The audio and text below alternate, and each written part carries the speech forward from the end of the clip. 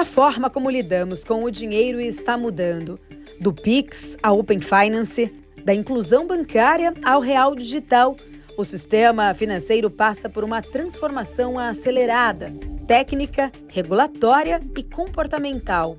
E isso traz um monte de desafios para todo mundo, acho que isso sem dúvida, mas a realidade é que ele cada vez é menos relevante, portanto, a digitalização avança a passos agigantados e, portanto, tudo isso requer uma preparação de muitas indústrias e a nossa, sem dúvida. Estamos preparados para uma economia totalmente digital? Como garantir inclusão num cenário cada vez mais tecnológico? A infraestrutura financeira atual é capaz de acompanhar essa velocidade?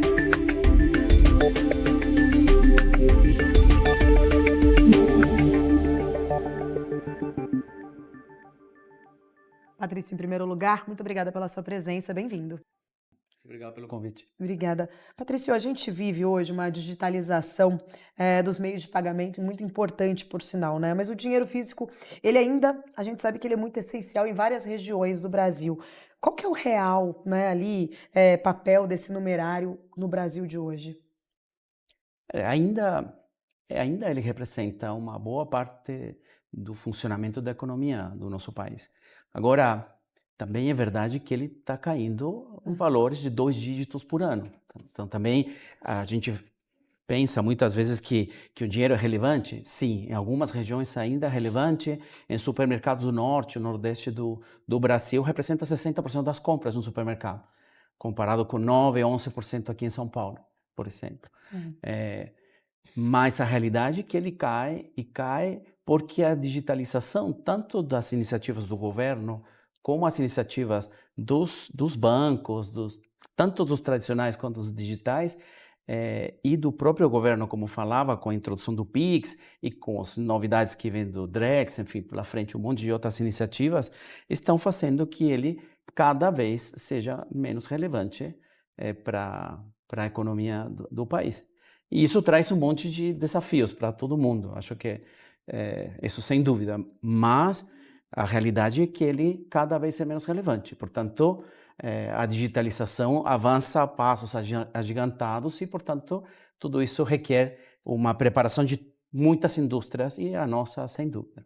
E esse é um ponto importante para a gente entender, né, até muito bem como que essa indústria está se preparando, se está ali de fato avançando muito. O que essa infraestrutura financeira, ela de fato ela precisa ser para ser inclusiva num país que ainda tem bastante desigualdade, né? Acho que a desigualdade é uma característica dos nossos países da região aqui. Eu que venho do Chile, uma economia teórica, a princípio mais desenvolvida em alguns aspectos, vive da mesma situação de desigualdade que o Brasil tem. E acho que as iniciativas, tanto dos governos como das entidades, das empresas privadas, têm que caminhar para dar acessibilidade, no caso do nosso negócio, para as pessoas, para os serviços financeiros que elas precisam para se desenvolver, para viver. Do lado do governo, para deixar uma economia mais barata, né, para gerir, porque gerir dinheiro é muito caro para a economia de um país, para formalizar de alguma forma também as transações de dinheiro e, portanto, o governo brasileiro, que nisso é um destaque na economia, em qualquer país do mundo, o Brasil é referência por essa iniciativa de digitalização, sem dúvida que já ajuda a diminuir essas brechas, né? Essas brechas entre as pessoas que têm mais acesso.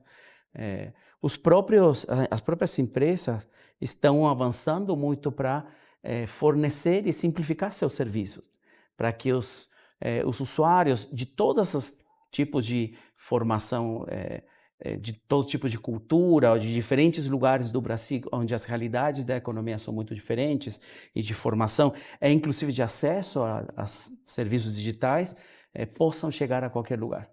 A gente fala muitas vezes que, pensando que o dinheiro físico cai, a digitalização é tão relevante para diminuir essas brechas que nós falamos na Tequiban, a empresa onde eu trabalho, que ainda acaba sendo um desafio muito maior, porque nós justamente estamos, assim, nosso negócio está justo onde se encontra o digital com o físico. É nesse ponto onde as pessoas têm seus serviços financeiros, suas economias, enfim, vivem a sua vida no mundo financeiro, quando elas têm que ou pagar, ou pedir dinheiro, ou ter informações para poder transacionar com seu dinheiro, requerem de empresas como a nossa. Então, acho que esse esforço, as instituições financeiras estão avançando muito forte e nós também somos parte desse desafio. Acho que a capilaridade, diferentemente do que a gente poderia pensar, a distribuição e a capilaridade, a presença em lugares muito distantes do Brasil e não só nas capitais, é um desafio enorme. Nós estamos avançando aqui, ajudando as instituições financeiras para chegar com soluções mais baratas, mais acessíveis, mais simples de utilizar. Então, acho que é um desafio para todos. É um modelo híbrido, seria mais ou menos, né? Talvez onde o físico e o digital convivem assim junto, lado a lado, caminham juntos. Exato. Acho que não dá para ter uma posição assim negativa na uma ou na outra. A gente não gosta, por exemplo, de pensar, de ficar numa visão, sabe, do fim do mundo, que é importante, que o dinheiro é muito importante, que é importante que as pessoas continuem utilizando o dinheiro porque vai que em algum momento, assim, sabe, um discurso apocalíptico, né? Como de vez em quando corta a luz em alguns lugares, então o dinheiro é muito importante.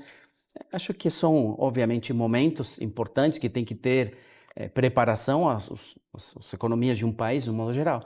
Mas a realidade é que a digitalização é muito potente, é muito forte, muito boa para essa inclusão que você comentava, e nós estamos distante dessa solução. Acho que a gente fala que se encontra justo nesse lugar.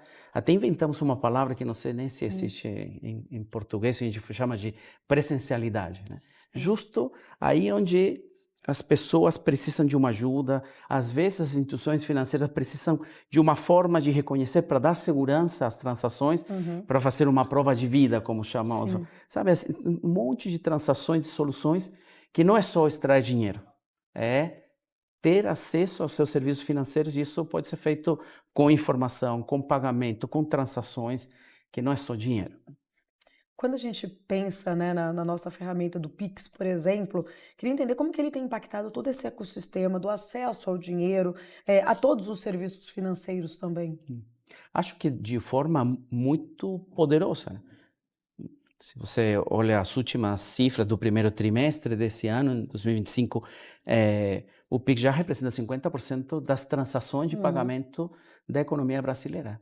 É espetacular, é incrível, né? Isso traz, logicamente, um monte de ajustes sobre o funcionamento da economia, sobre segurança, mas acho que é uma iniciativa onde os bancos também têm se envolvido, têm incorporado isso como um desafio de simplificação das transações, lembrando que como era difícil fazer uma transferência, um DOC, uma TED antigamente. Agora é muito simples, né? E nisso o Banco Central se propôs a fazer justo essa visão de simplicidade para ajudar a população a ter acesso aos seus serviços. Acho que esse objetivo está mais do que atingido. E o caminho que segue é profundização. Provavelmente não terá grandes agora pulos de transações ou de crescimentos do Pix assim, grandes ou relevantes. Terá mais sofisticação. Então, vem pagamentos de Pix parcelado, pagamentos de Pix em diferentes formas, e o caminho que vem já são outras iniciativas, né, que são o Drex, enfim, digitalização das transações financeiras entre empresas. Mas acho que o Pix, sem dúvida, ocupou um espaço e terá sempre esse espaço presente. Acho que para as pessoas que têm contato com outros países, o pessoal sempre pergunta, a primeira coisa que pergunta é: e o Pix, como funciona? As pessoas usam, as pessoas gostam, e para a gente já vira uma realidade do dia a dia. Nossa, faz o tempo todo o Pix para alguém. Bom, na nossa realidade, provavelmente que não é a de todo mundo, né? Ô Patrícia, e quais tecnologias, né, pensando até no Pix, como você falou, muita gente que é de fora quer entender como que funciona. O Brasil sempre acho que foi, muito referência em relação a esse sistema financeiro, sistema de pagamento, né, muito robusto quando a gente pensa antes do Pix até, com o Pix principalmente. Como você enxerga, né, ali, quais são outras tecnologias ou soluções que possam vir a ser ali mais promissoras, que possam ainda garantir acesso ali financeiro nessas regiões que são até mais remotas? Acho que nessas regiões mais remotas, onde as soluções que conectam o físico com o digital são as mais importantes, né? Nossa experiência é muito forte nisso, de como os bancos, tanto os tradicionais como os digitais, estão tentando chegar para atender esses lugares que são muito distantes e que têm menos cultura digital ou o acesso à digitalização do seu dinheiro. Portanto, acho que tem muita possibilidade de que novas soluções resolvam mais transações e cada vez incorporando mais transações digitais. O próprio Pix já está incorporado, Uhum. o Saque Pix, enfim, outras transações digitais nos próprios caixas eletrônicos. No nosso caso, que estamos investindo também para ter soluções mais baratas, mais simples, porque a gente chama a caixa eletrônica de 1,5 toneladas, Hum. porque ele realmente é muito robusto, tem que ser seguro e essa segurança faz parte do nosso DNA também de como companhia. Mas a gente está investindo também em pequenos dispositivos que utilizam o dinheiro de um lojista e que acabam sendo uma facilidade para colocar esse dinheiro dentro da circulação das instituições, do sistema financeiro de um país. Então, esse é nosso papel, acho, e esse tipo de soluções que nós estamos desenvolvendo e outras empresas têm muito a ver com essa capacidade de conectar a pessoas com menos acesso, provavelmente através dos seus celulares, enfim, pelos lugares distantes, ou simplesmente porque tem menos acesso a serviços financeiros. Esse tipo de soluções ajuda muito. E acho que para nós, por exemplo, é parte de uma obrigação que nós temos como um objetivo, como uma busca permanente, e nossos acionistas também, os donos da Tecban também, que são os grandes bancos do Brasil também, têm insistido bastante que a gente consiga chegar lá, para oferecer serviços onde poucas empresas estão. Eu tenho ainda muitas outras dúvidas e perguntas aqui para a gente conversar. Preciso para um rápido intervalo. Você que está aqui acompanhando a nossa programação, continue com a gente. Mercado and Beyond volta já.